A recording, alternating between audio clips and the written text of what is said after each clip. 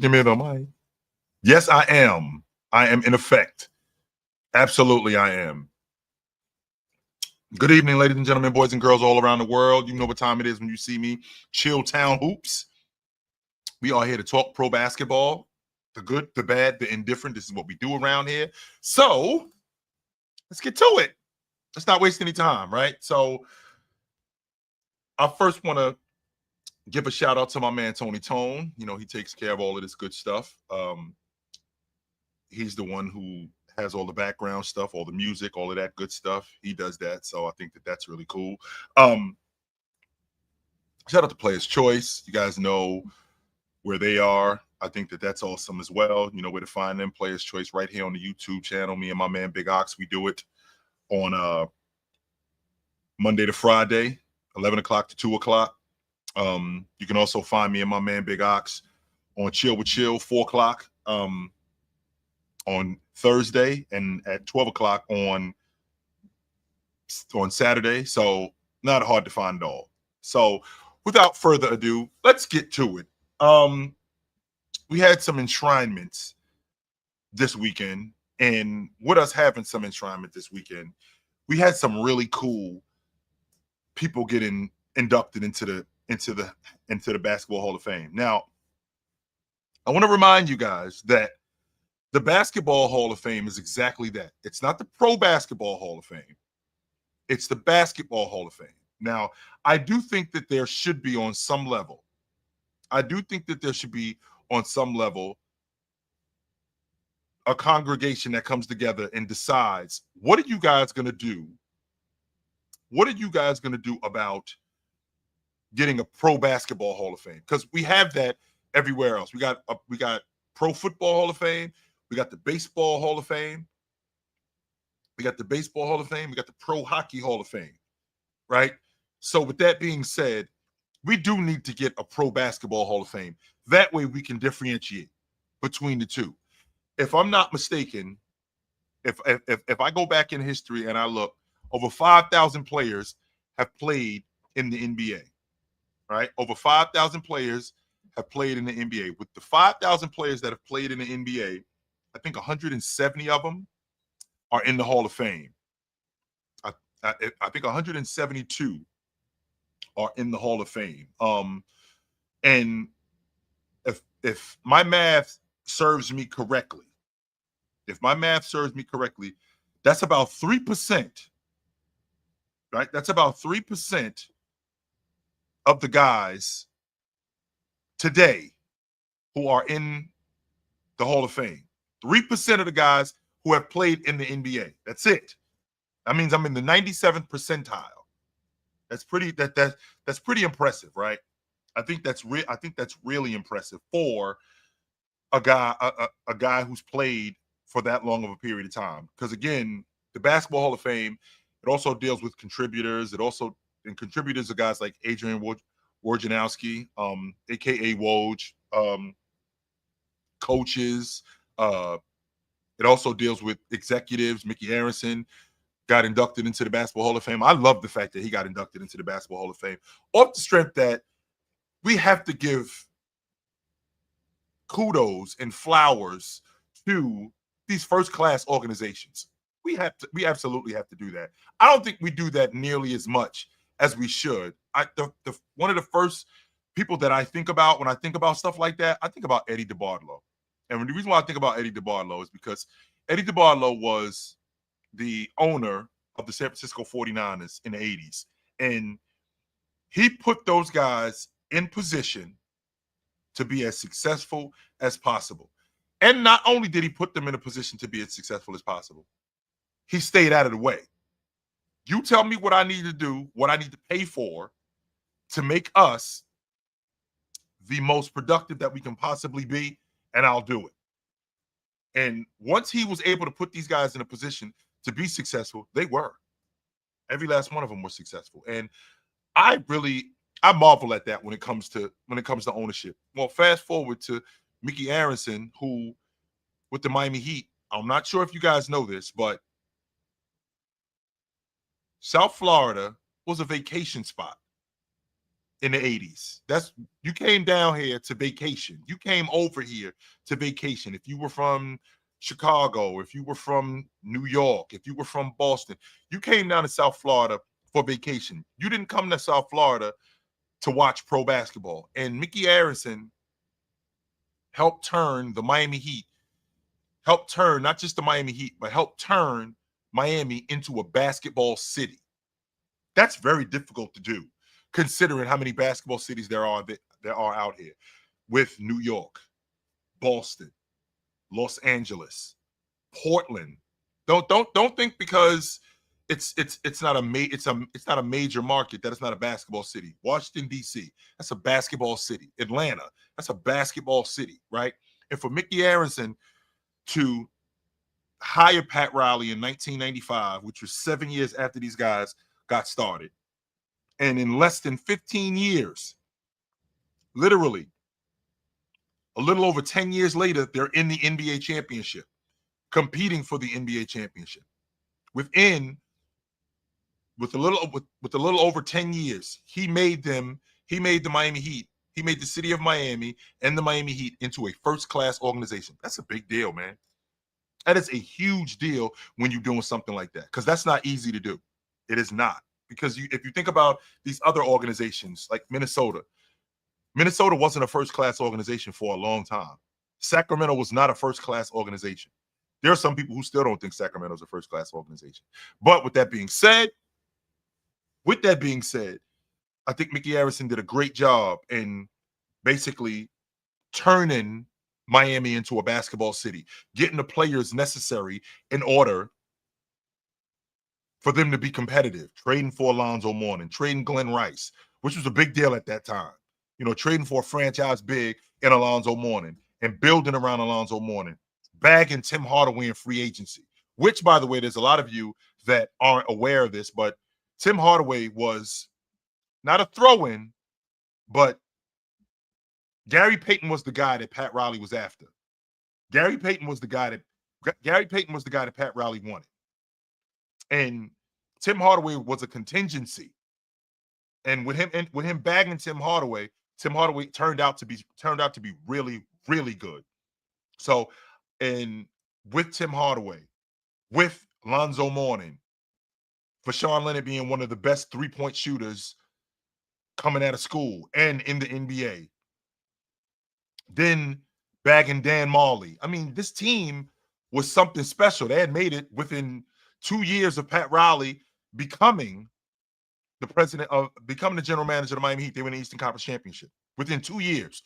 In 1987, in 98, they were the number 1 seed. Right? In 1998, they were the number 1 seed. Then Lonzo Mourning gets sick. This team starts to rebuild. And Mickey Arison, he stayed out of the way. He let Riles do his thing. And that's what owners do. Stayed out of the way, let Riles handle it. Riles didn't handle it, and it became something special. So, I mean, I applaud owners like that. I 100% applaud owners like that. My probably biggest issue that I have is I got to listen to people tell me about Carmelo Anthony, how he might not that he's not a Hall of Famer, that is he a first ballot Hall of Famer? And if you look at Carmelo Anthony's credentials, if you look at everything that he's done in his career, right? If you look at everything that he's done in his career as a not just a pro basketball player, but as a basketball player. If you look at everything he's done, from him being a top 3 high school player in the country. And if not, in fact, in 2002, when he came out of high school, he was a year ahead of James. Right? He was a year ahead of James. That's how he ended up at Syracuse. And he was, I think, the best player in the country that year. He comes out, he goes to Syracuse and takes them to the national championship. And for you guys that aren't aware of this, the 2000s, that wasn't a time when guys, especially young guys, thrived on championship teams. If you were, when I think about like the national champions back then, UConn, in addition to UConn, North Carolina, like they were loaded with guys who they were loaded with guys who had been in school for a long time.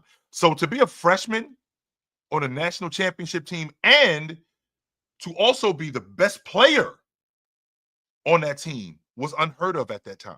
No, we did see the Fab Five take 5 freshmen to the national championship. We hadn't seen that when they did it in 1992 and in 1983. We didn't see that again before they did it, since they did it. And to have a freshman, right, and to have a freshman lead his team to the national championship and be the best player on that team during that time when the NBA was a bunch of grown-ups. Not only was the NBA a bunch of grown-ups, but college basketball was very senior-like. More guys stayed in school than they came out. Plenty of guys stayed in school. And for Carmelo Anthony to do that on that Syracuse team and take them to the national championship was nothing short of fantastic. And for you guys that don't know, he basically got pushed out of there. Jim Boeheim made him go. He didn't want to go. He was not prepared to go to the league yet. And I don't just mean emotionally. I don't just mean physically. He wasn't prepared to go yet. When he got to Syracuse, it was going to be a one and done thing, only to find out that, you know what? I kind of dig it here. This place is dope. And I could come back and we could do it again, right? I could come back and we could do it again. And Jim Boeheim was like, nah, I don't think so. It was very much like what happened with Bobby Knight and Isaiah Thomas. After Isaiah Thomas's second year in Indiana, Bob Knight basically made him go to the pros. Like, there's nothing else I can teach you here. There's nothing else that you're going to learn here that is going to make you any better. You have to, right? You have to go to the pros because there's nothing else here left for you. Well, that's basically what Jim Boeheim did.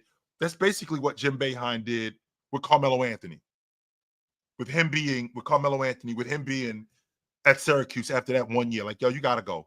There's nothing else that I can teach you. There's nothing else for you here. One, you're going to be one of the 3 players picked in the draft. You're going to go either 1, 2, or 3. You're not going. I doubt very seriously that you are on the board past number 3. I doubt that very seriously. So there's no reason for you to stick around here anymore. There's nothing else that I can specifically teach you. You've gotten everything here. And for him to go to the NBA and he basically made the playoffs for 10 years straight. That 100% happened. He showed up in the 2002, he showed up in the 03, 04 season. And he was in the playoffs for 10 straight years. So for a decade, he was in the playoffs. Well, those Denver teams that they were building around him, they became something of like a backstory. Even though he did have some talent, Andre Miller, Allen Iverson, Marcus Camby, J.R. Smith, like he had some talent on those teams, 100%. Those teams weren't terrible. I mean, Marcus Camby won the Defensive Player of the Year with Carmelo Anthony. That's who he was running around with. He was running around with guys like that, right? Then he was able to get Chauncey Billups. And when we're getting Chauncey Billups, that gave them a little bit more stability than what they had in the past. But I think the thing that we disregard with Carmelo Anthony more than anything is what he was. And what was Carmelo Anthony? Carmelo Anthony was a bucket getter more than anything. Carmelo Anthony was a bucket getter / scorer. I equate bucket getter and scorer. I basically put them in the same. I put them in the same space because a bucket getter is, that's it. That's just another word for scorer. And you're a bucket getter. You're a bucket. And some people hear that and immediately think that you got a bag and with just having a bag. That's not where I am when it comes to being a bucket getter. No, that has to with you being a bucket getter, you having a bag, it has to lead to something. And with Carmelo Anthony, it 100% led to something. With him being who he was as a bucket getter, it was nothing short of fantastic. I can appreciate how great Kevin Durant, I can appreciate how great Kobe Bryant, Dirk Nowitzki, LeBron James, Like when I think about bucket getters, I can appreciate how great they were. But during this stretch between '09 to 13, Carmelo Anthony was arguably the best scorer in the NBA. There weren't many guys that you could scheme against, right? There weren't many guys that you could scheme against that he wasn't one of those guys that you could scheme against and you were completely and totally effective. The stuff that you tried to give him, all it did was fuel him. So if you tried to give him the mid range, he would attack you. If you crowded him, he'd shoot right over the top of you with the mid range. Now, he wasn't a great, right? He wasn't a great jump shooter, but his mid range over the course of time got more and more and more respectable to the point where that was his bread and butter. And he was one of those scorers because I want to preface I want to preface the point that a guy like Carmelo Anthony was different in the aspect that he used as little space as possible to score. And I want to preference him being exactly that. I'm not talking about him being an overall player. I'm talking about one of the main reasons why he got into the Hall of Fame is because he is a bucket getter. And how are you effective as a bucket getter? Well, one of the things that Carmelo Anthony was great at was doing a lot in a little bit of space. So if you crowded him, he had the unique ability, being 6'8", 6'9", had the unique ability to get you off of him and raise up because he was a very good athlete. If you crowded him, or if you tried to give him space, right? If you tried to give him space and you wanted to give him the jump shot, he had one of the quickest first steps known to man. With him having one of the quickest first steps known to man, let me tell you, it was almost impossible to deal with him. Now, I do understand that there are players, I do understand that there are players who, when you give them space, they'll just take what you give them. They'll do that. They'll just take what you give them and they'll be effective like that. Carmelo Anthony wasn't one of those guys. He was a guy who, if you gave him something, he took more of that. Like back off of him, that's more space for him to get busy. That's more space for him to get closer. When he got a smaller guy on him, he took advantage of that smaller guy and just beat him up and roughed him up, which I equate that when I talk about scoring, I equate that with some of the best scorers of all time. I can't say enough about how much of a nightmare he was one-on-one as a bucket getter. I can't say how difficult it was. And I didn't play in the NBA, but just watching him at 6'8" and guys trying to crowd him, they would sit on his right hand. And he had such a quick first step, right? He had such a quick first step, and he was so strong that he could get to the rim with the best of them. He had a one dribble pull up that was elite. And this is a guy who averaged 26 a game for 7 straight years. Just so you guys know, Alex English did that in the 80s with the Denver Nuggets. He led the entire decade in scoring. Carmelo Anthony did that, right? So, in addition to him averaging 26 a game in Denver for 7 straight years, we got robbed of 2 years of Carmelo Anthony off the strength that this is a guy who was basically phased out because as a bucket getter, apparently he couldn't adjust his game. What I mean when I say that is the game was moving further away from the basket. That's not really who Carmelo Anthony was. He was a mid-range guy. He could shoot the three. Be clear about that. And not only could he shoot the three, he shot the three on really good volume. But the game was moving further away from the basket. With the game moving further away from the basket, you're taking away from Carmelo what he's the most effective at. And it made him look like it made him look like he was less than, when in reality, he still was one of the most lethal scorers, right? He still was one of the most lethal scorers in the NBA. He just had gotten phased out. And I think we got robbed of 2 years of him still being that. Because remember, when he was in Houston, those 10 games that he played, he was averaging over 20 a game in those 10 games that he played, right? And in the process of him averaging over 20, they decided to phase him out. It wasn't until he got to Portland where you saw how effective he still was. And at that point, you know, he had a million miles on him. At that point, 2018, 2019, 2020, we're in year 17 at this point with Carmelo Anthony, right? So with being that far into the game, like the athleticism had waned. With the athleticism waning, he still was 15 to 17 a night. Still. So I would love to have seen what he looked like if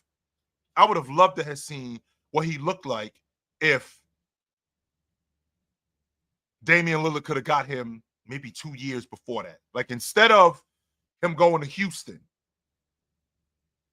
instead of him being in Oklahoma City, let's put him at the small forward spot with Damian Lillard and CJ McCullough, and let's see how effective they are. I think that we see something completely different from those two guys and those three guys, completely different. We saw Carmelo Anthony at that point. Not a shell of himself. I'm not going to go that far. I don't think he was a shell of himself. What I do think, right? What I do think is that he was starting to slow down, and I do think that we got robbed those 2 years that he didn't play, and he got blackballed and pushed out of the league because the league was changing and his inability to adjust to it. He was later on able to do that, but I don't think his adjustment came as quick as it could have been. Like he could have adjusted a little bit more to it, and I think that's where we got robbed those 2 years of him. He should be a member of the 30,000 point club. He's less than 2,000 points away from the 30,000 point club. That's how good he was as a bucket getter. That's how awesome he was as a scorer. So because of that, I think that we got robbed. Now, there are other people who ended up in the Hall of Fame. You know, Dwight Howard was nothing short of fantastic. I think that we talk about Dwight Howard the way we talk about him off the strength of what the other bigs were during that time. Now, the league was changing, right? The league was changing, and with the league changing, the big man was becoming a dinosaur. And what I mean when I say the big man was becoming a dinosaur, I mean the conventional big man, Shaq, Olajuwon, David Robinson, Ewing, like guys like that, the conventional big man, Jabbar, the guy that just played on the box, he was dying. And the game was changing, and the big man was moving further away from the basket because of the implementation of the 7 seconds or less offense. And then Steph Curry and Klay Thompson show up. And now you have to be able to shoot the long ball, including the big guy. Not just perimeter players, including the big guy. You have to be able to shoot the basketball at the long ball line. And Dwight Howard wasn't really that. He was the next iteration of the big guy who came behind Olajuwon. Like Olajuwon retires in 2002. Dwight Howard shows up in 2004. Shaq still running around. David Robinson retires in 2003. Shaq still running around. You know, Ewing had retired in 2000. So, you know, Dwight Howard shows up in a league where the big man is going the other way, the conventional big man, and with the conventional big man going the other way, that style of play was going the other way. And we completely leave out how dominant he was. The one of the things that I've always had a problem with is how we talk about guys who are bucket getters, right? We talk about Carmelo Anthony is a prime example of that. Guys who are bucket getters and how we marvel at these guys. And how they dominate the game. Yet we never talk about how awesome a defensive player is, who also dominates the game, who also takes the game over. I watched Anthony Davis as a defensive player completely dominate a series. I watched him play the Portland Trailblazers in 2018. As a defender, he dominated that series. Completely dominated that series. I watched Dwight Howard for 5 years dominate the NBA as a defensive player. Completely dominated. People get confused. What up, Dred? People get confused with you being a dominant defensive player with you're not nearly as effective. I mean, Bill Russell, that's the main reason why they won NBA championships, because of how dominant Bill Russell was on a defensive end. He could score, and there are a lot of people who scoff at his ability to score because he shot 44%, stuff like that. He could definitely score. There were instances where in the playoffs, like I told you, he averaged 20 and 20 in the playoffs for 4 straight years. 20 and 20 in the playoffs. So he's going up against Chamberlain in the playoffs, and he's going 30 and 30, 25 and 30 against Chamberlain. He's doing that. That's going on. Meanwhile, dominating on the defensive side of the basketball. Well, Dwight Howard, when the game started to go the other way in the 2000s, one of the slowest pace eras, you have a guy who basically mans the paint in the fashion that he mans the paint. When the big man is still running around, like Tim Duncan was still in the league.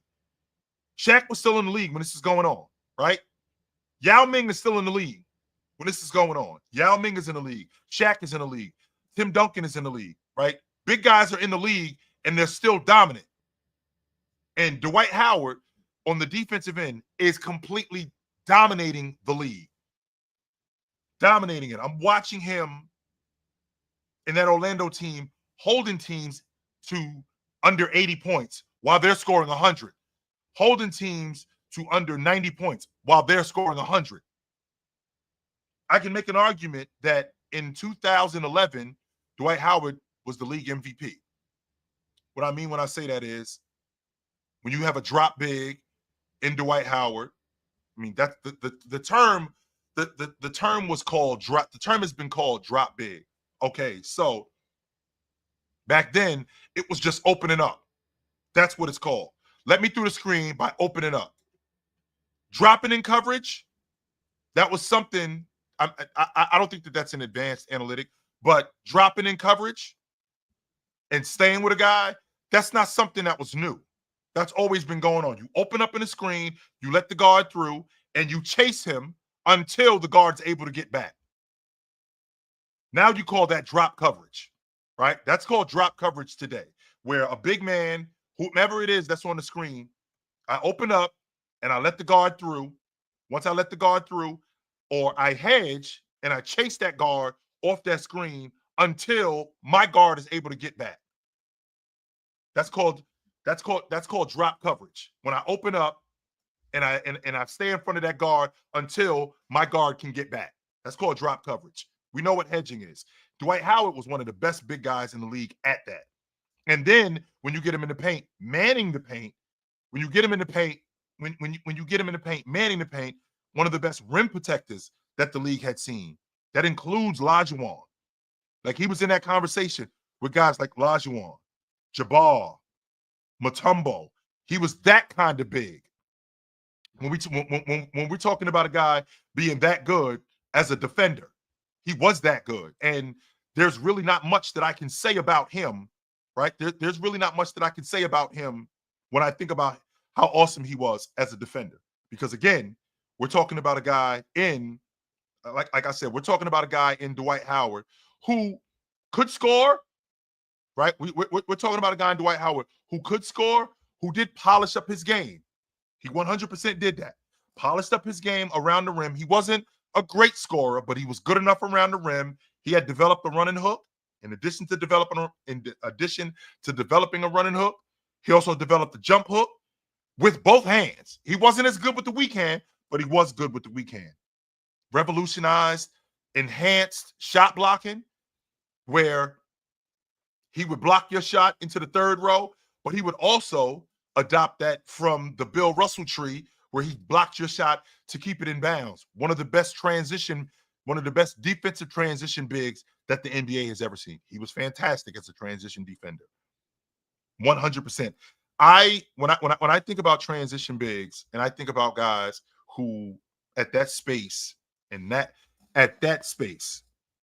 getting back on defense, I'd like to think that it means a lot if you are that good defensively, you should be that good as a transition big getting back. And I think Dwight Howard was one of the best transition bigs in the game, slowing down guards, making a beeline and running right to the rim to guard the rim, because that's what bigs do.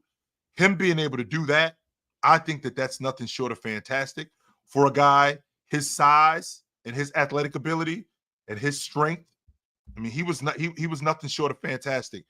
Led the league in rebounding. Not only did he lead the league in rebounding, led the league in blocks. Um, led the league in rebounding, led the league in blocks. That year in 2011, when I said that he could have been the league MVP, 23 and 14, right? 23 and 14 on a top 3 defense.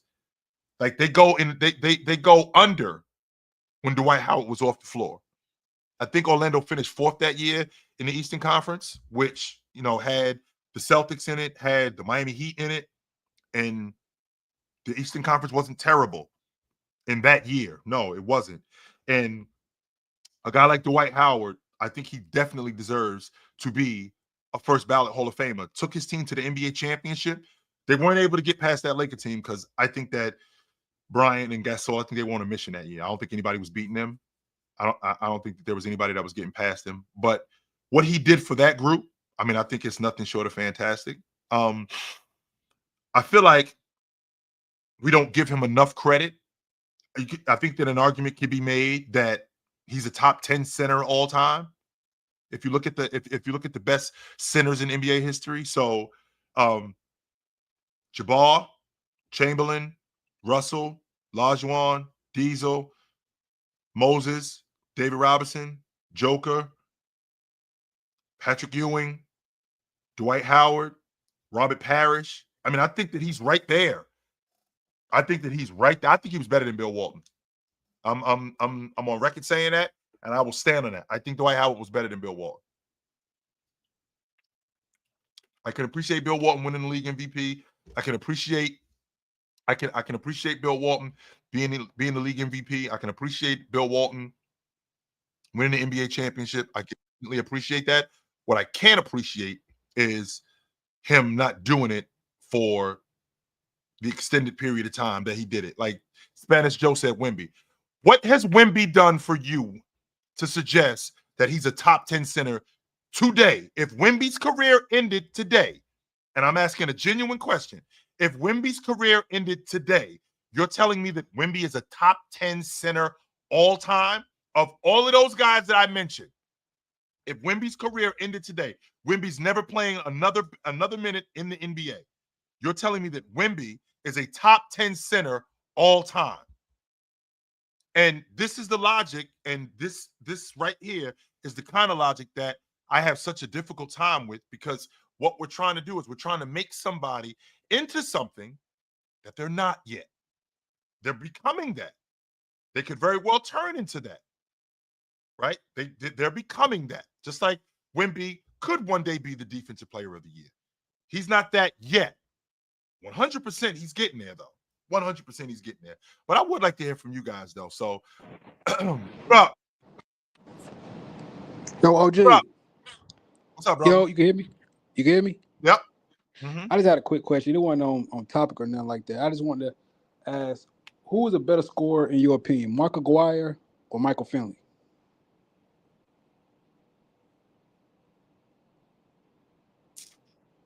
Mark Aguirre. I think Michael Finley was more athletic, but I think Mark Aguirre, I think he got it in a number of different ways.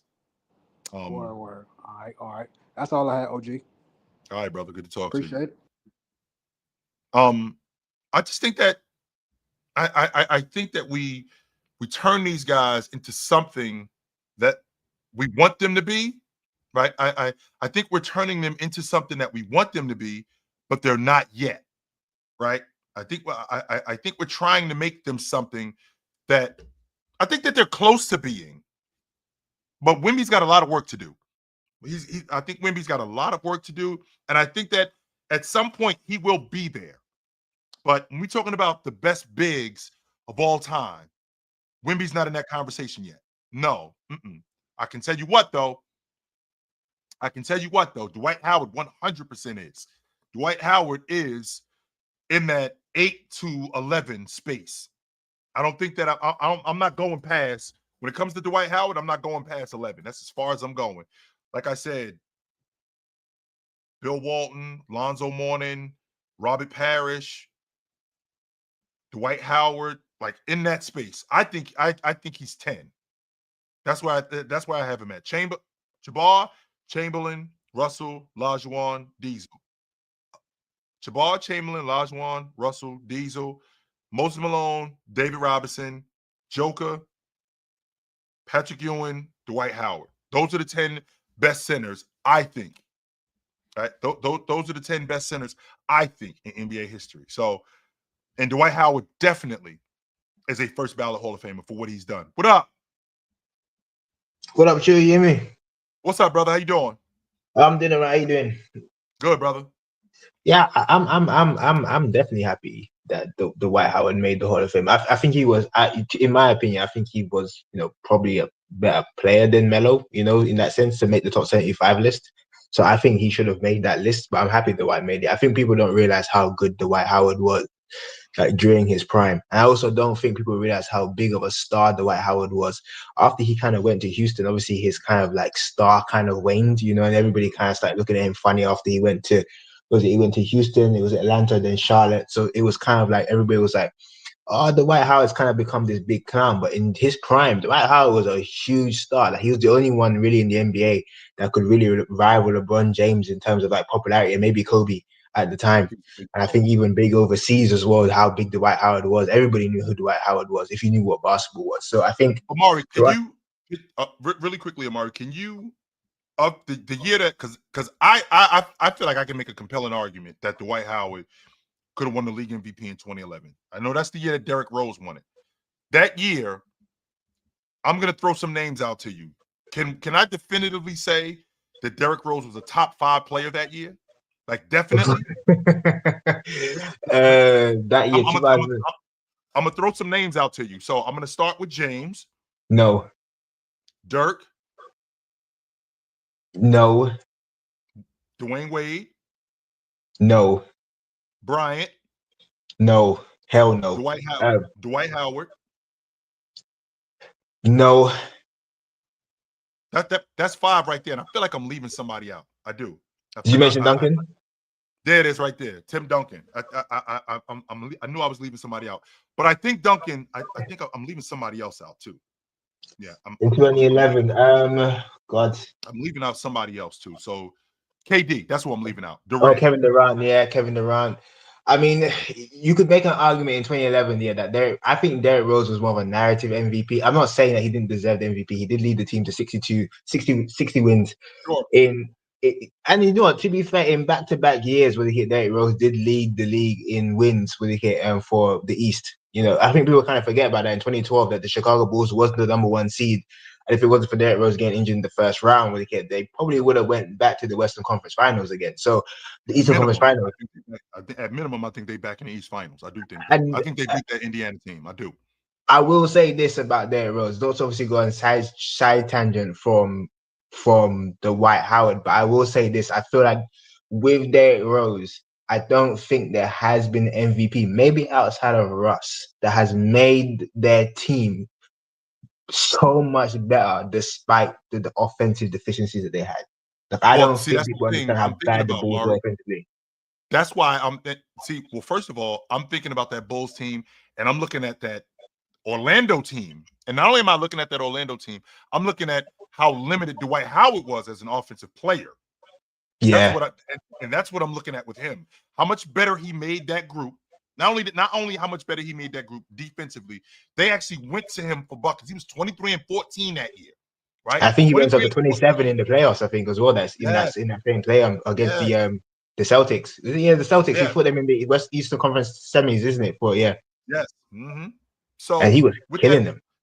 With that being said, he developed a jump hook. He developed a running hook, and he was able. Right, he was able to put his team. He was able to be a competent offensive player. I don't think he was an elite scorer. Oh God, I'm not going to say that. I'm not going to say that. I'm not going to say that in the least bit. But I think that he was good enough as a scorer to make you to make you respect him. And what I mean when I say respect him, double him, because you saw what the Cavs did. Like they with him on Varejao on him, they had to double him because Varejao couldn't deal with him one-on-one. No. Not only could Varejao not deal with him, Tristan Thompson couldn't deal with him one-on-one. He couldn't. Well, I'm sorry, Tristan Thompson wasn't there yet. I apologize. Zydrunas Ilgauskas couldn't deal with him one-on-one. Yeah, he couldn't deal with him one-on-one. With that being said, when in 2011, this team with him off the floor, they were at the bottom of the league defensively. You put him on the floor, they're the third best team. They're the third best team. They're the third best defensive team in the game, right? This is how he's affecting the game. One of the best shot blockers, if not the best rim protector in the league that year, and the best rebounder as well at his position as well. And when I think about the league MVP in 2011, I think Dwight Howard has just as good a case as James and Derrick Rose. He probably does. To be fair, I can't remember how many wins the Orlando Magic went. I know it was over 50. I know they were like the third. I think they the fourth seed in the East. I believe in 2011. They were the fourth seed in the East. Yes, sir. I mean, I think people. I think by 2011, I think people were kind of out on Dwight from that standpoint on his performance in the 2009 finals. I think I don't think they believe that Dwight Howard could elevate a championship team. And I will say this, Dwight Howard's offensive limitations are a little bit overstated. I mean, even if you look at that series against against the Trailblazers, they couldn't really do much of him then. And I think that was really the last series that he was kind of healthy for all the way through. I think the issue with Dwight was the fact that you always look for more on offense. His defense was fine. He was, again, like you said, he was one of the best drop bigs in the league, best shot blockers in the league, best rim protectors. And obviously that new word that's come around is rim deterrence. That nobody wanted to go around Dwight Howard at that rim. And you could kind of see it through all of his series. Even LeBron James was very hesitant of going around Dwight Howard throughout his series in Cleveland. He was getting to the rim. Am I ridiculous? Am I ridiculous? Like, you know how people talk about Wemby today? That's how they were talking about Dwight Howard back then. Oh, yeah, that was 100% going on. Yes. And he was one of the best lob threats as well, finishers as well. And so the White is such an underrated player, to be fair. I think, I enjoyed the Dwight Howard's career. I always look for the Dwight, even later in his career, even when he was at Charlotte, I think people forget that he had a 30 and 30 game. You know how many people have done 30 and 30? I think Kevin Love is the only other person that's done 30 and 30 in the last 10 years or so. Maybe Jokic did 30 and 30, I'm not sure. Or 20 and 30. If I'm not mistaken. So 30 rebounds. Dennis Rodman got 30 rebounds in the game. Kevin Love got 30 rebounds in the game. A 30-30 game. Kevin Love did it. Before Kevin Love did it, if I'm not mistaken, I think Chamberlain was the last one to do it. We see? This is what I'm saying to you. I think Chamberlain was the last one to do that. And either Chamberlain or Russell. Like Moses Malone, I don't think Moses Malone has a 30-30 game. No, he doesn't. I don't think so either. And I think Jabbar doesn't either. Definitely not. No, Kareem definitely doesn't have a 30-30 game. No, he does not. So, but last point I want to make about the White before I head out. People also forget Dwight Howard wasn't that tall. Dwight Howard was only 6'10". He was only 6'10", and he's the same height as Anthony Davis. And sometimes when I saw him next to LeBron James, he looked about the same height as LeBron. And for a guy that small to be, I think people forget that he wasn't Shaq's size. He was not Shaq's size. Shaq was 7'1", and he didn't have the feet work. He didn't have the technical ability, and I think he maximized as much as his physical gifts could give him for his career. So I'm happy for Dwight. I didn't come at Anthony. I did quite like Carmelo. Absolutely. Hey, Rachel, take it easy. Good to talk to you, brother. Absolutely. I mean, guys, like I said, guys like Dwight Howard, I mean, I think they're no-brainers, to be honest with you. The issue that I have, and I still stand on this, the issue that I have is I hear a lot of times about the top 75 lists, and, this guy did it without a top 75 player, when a lot of you guys invalidate the top 75 list. Like, you don't talk about George Mikan winning the NBA championship without a top 75 player. Meanwhile, you'll say that Dwight Howard isn't on the top 75 list, and you'll invalidate it, right? You'll invalidate the you'll invalidate a guy like that. So I'm trying to make sense of how that works, but again, the fact that Dwight Howard, right? The fact that Dwight Howard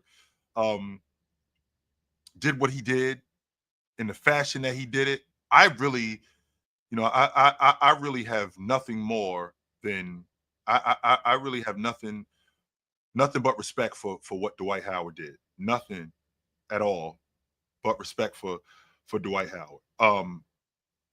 When I think about who he was as a player, because he was nothing, like I said, he was nothing short of fantastic. No doubt about that. He was nothing short of fantastic, and he deserves all the flowers that he gets.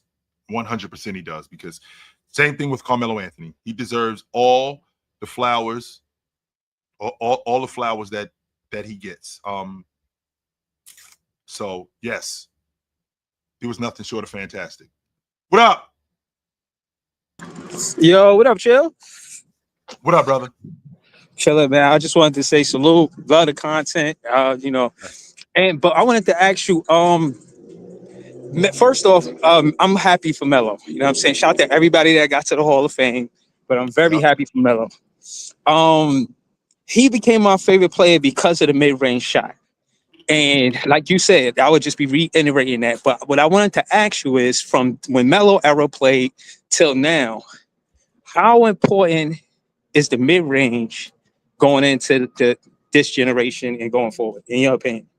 Well, I can tell you it's always been one of the most important shots, but because analytics have now become what it's become, advanced analytics have now made the mid-range shot the most ineffective shot in the game, because you're shooting the furthest away from the Terrible. basket. Yeah, you're shooting the furthest away from the basket. In addition to you shooting the furthest away from the basket, it's only worth 2 points, but completely leaving out what it opens up. I've always Right. thought that I've always felt like the mid-range is one of the most important shots, because it gives you so much more space. When you're able to knock down the mid-range and when you're able to knock down the mid-range and do it consistently, defenses have to honor that. And when defenses honor that, that gives more space, whether you're in the paint, whether you're in the mid-post. Defenses have to honor that. But if you're not shooting it at Yeah. all, and if you're not shooting it at all, and you're shooting behind the three-point line and three-point line only, then I don't think that you're giving yourself nearly as much. I don't think you're giving yourself nearly as much space.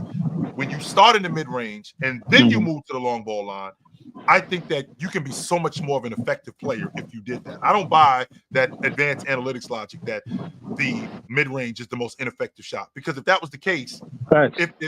because if that was the case, then taking the mid-range out of the game and only playing at the long ball line and at the rim, we saw what that did with the Boston Celtics.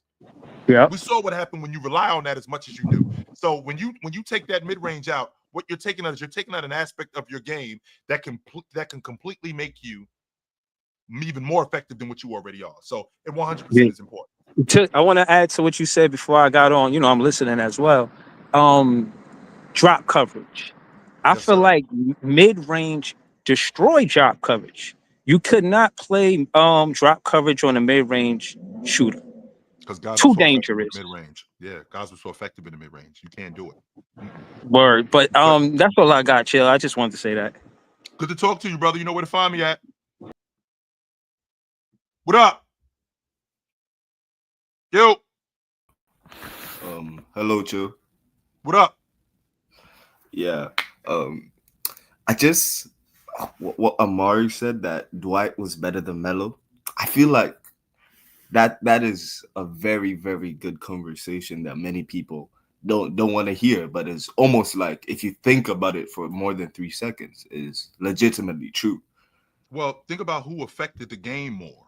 Like just from that aspect alone. Like let's take Carmelo Anthony and Carmelo Anthony and Dwight Howard off the table as players, like just skill for skill, because that's what people want to talk about.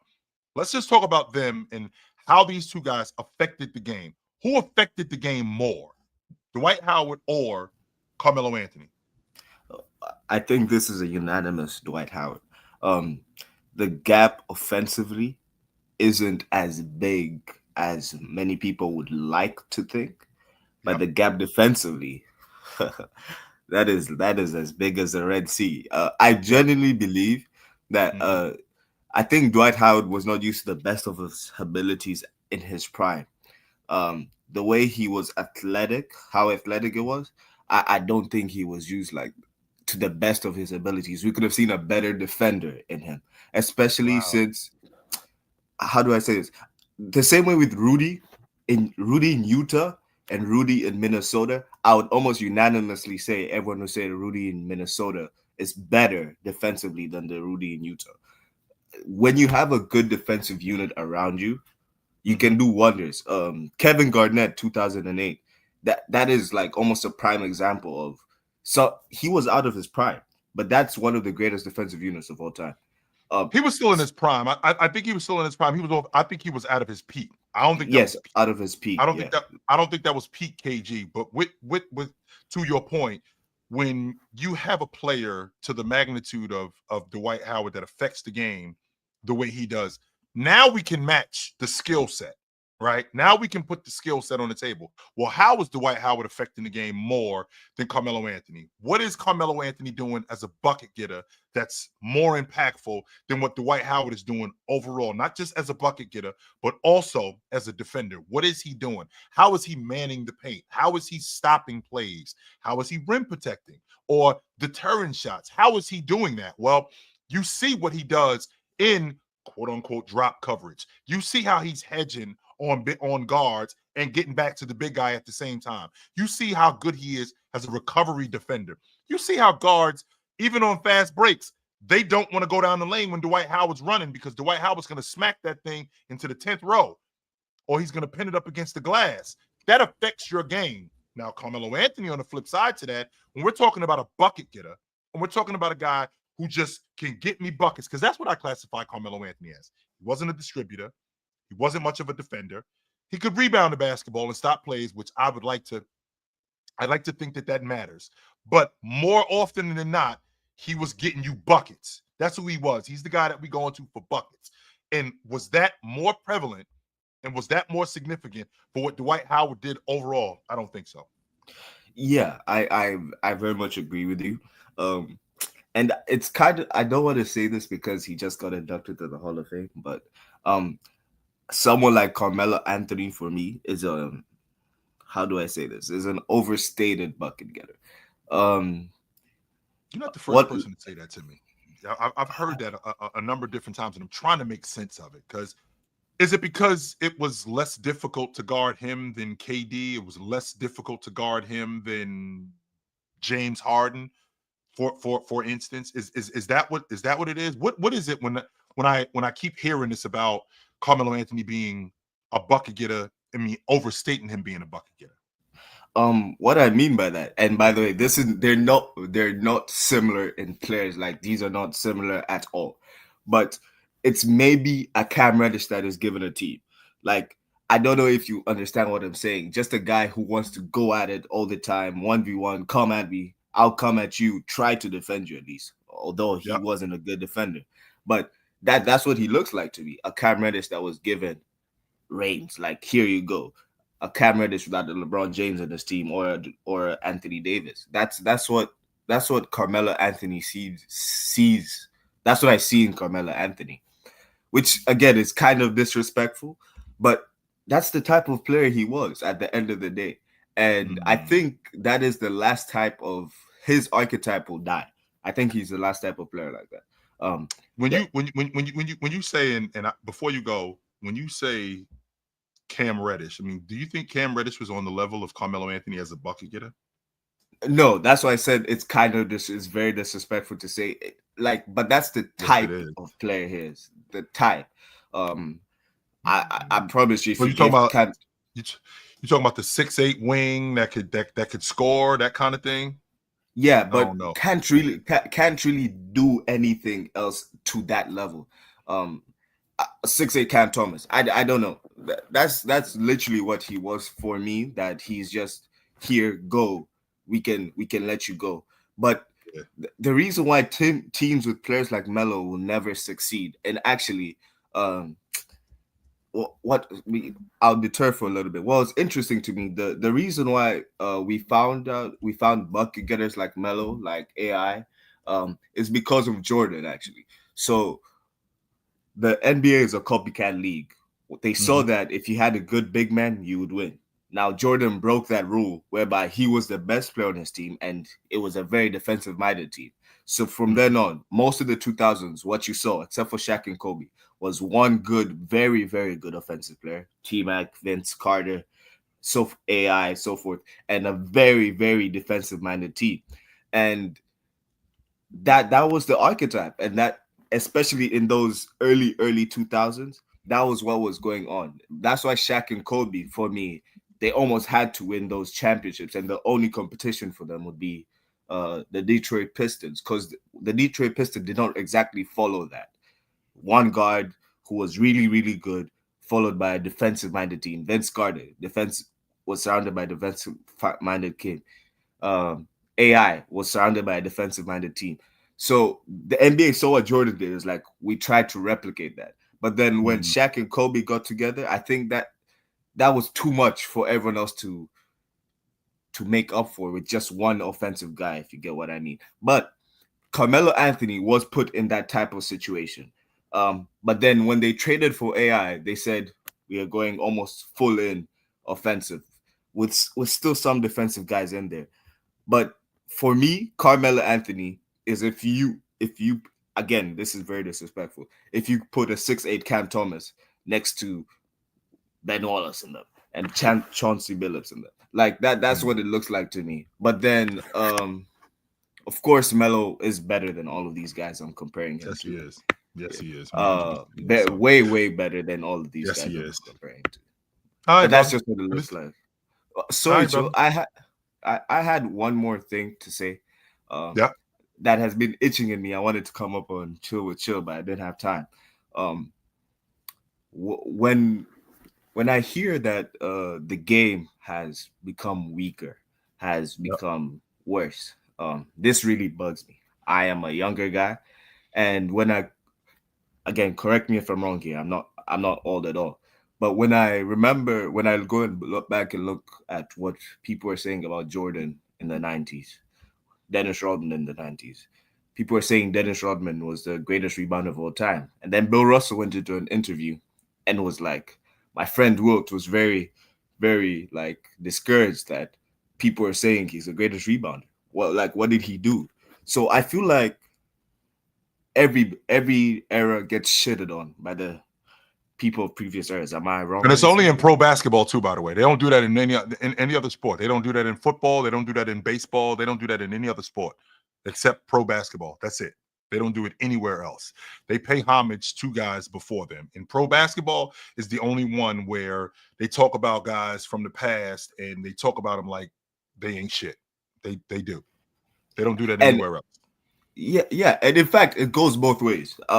Guys from the past also come here and say, what was saying at like 65 years old, I could drop 70 today. Like, he was just casually saying that on live TV by then. That was very funny to me. I think it's because basketball is almost a mano sport. It's still a team sport, but it's one of the team sports where one individual can affect many things at the same time. So that competitive nature gets in the way of it. I'm a big soccer fan. That doesn't happen at all. Like, yeah, like it's almost, yeah, you just continue. But how comes this keeps on repeating, Joe? Like, everyone I just think it's in basketball more than any space, because I feel like in basketball it's become more individualized as time has gone on. Like, it became more individualized in the 90s. It became more individualized in the 2000s. It became more individualized in the 2010s. Like, I feel like I feel like we're getting back. That's because we have the parity in the league. I think we're getting back to more team-oriented guys. With that being said, I feel like the guys that we have in the league today and the guys that we've had in the league over the last 10 years, the last 15 years, they focus a lot on the individual as opposed to recognizing what that individual brings to the table and to the unit, because that's what this is really about.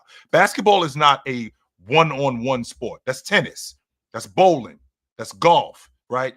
I do have one-on-one tendencies, and there are times when I'm needed to carry the load as a one-on-one player, but for the most part I need these guys that are around me. And in football, we recognize that the quarterback needs the offensive line. We recognize that the running back needs the offensive line. And we praise the offensive line for that, right? In hockey, we recognize that as good a goalie as you are, you need your defenseman. And we praise guys like that in terms of goalies for recognizing what they need. In pro basketball, it's the only sport where we have to just completely and utterly recognize you being a one-on-one player and you being better than everybody else as a one-on-one player. And that's just not how basketball works. That's just not. And I think that the era that we live in, I mean, that's what it is. So, all right, brother. Good to talk to you. Have a great day, Chill. Yes, sir.